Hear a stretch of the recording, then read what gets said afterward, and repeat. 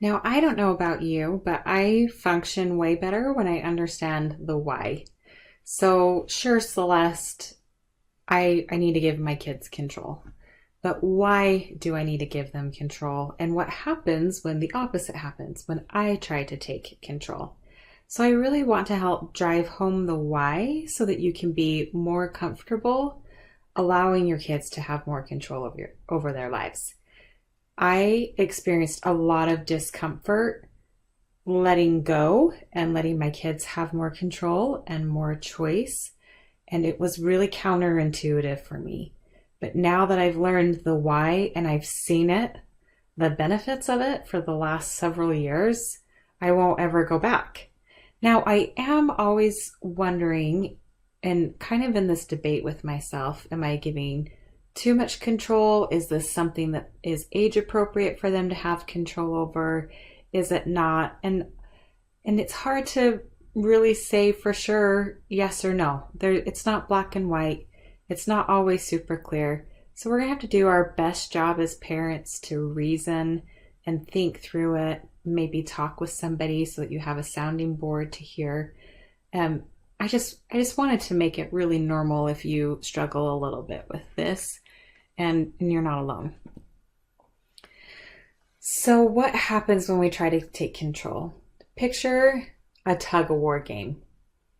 And the way that a tug of war game works is that you've got a rope and you've got people on each side of the tug of war rope pulling against each other. And when we reach into our kids' boundaries and we try to take control over some things that should be in their control, our kids start to feel this tugging going on. And so they want to pick up the rope and tug back even harder and say, no, I'm in control. And then you're pulling the opposite way and saying, no, I'm in control. And then this tug of war starts going on. And we don't want the tug of war going on for several reasons that we'll dive into as we continue. Another analogy that we share a lot, and you'll see this picture again, is it's like somebody driving a car. And if you were headed on a road trip and you were driving a car and somebody was in the passenger seat by you and they reached over and started grabbing your steering wheel, you would freak out and you would start focusing on fighting that other person for control of the vehicle. You wouldn't be paying attention to where the car went or if there were some obstacles or something dangerous coming up. Rather, you would just be making jerky movements and tugging really hard to try to get control back. You may even tug so hard that you topple the car.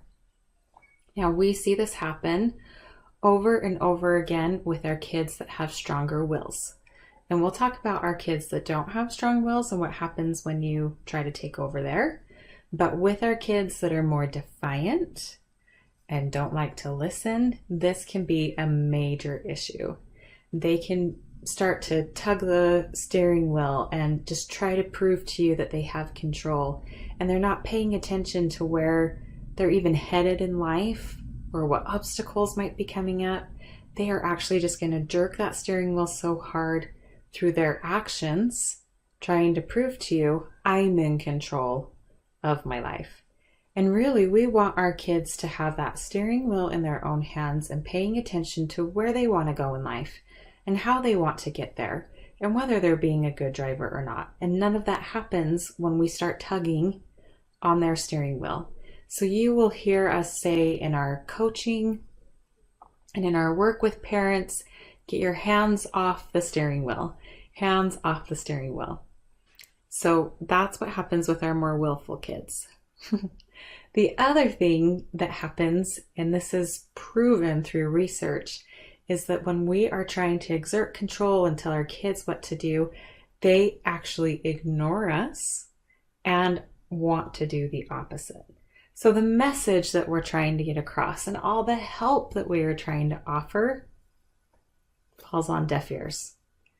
And that's a waste of our energy. We don't want to do that.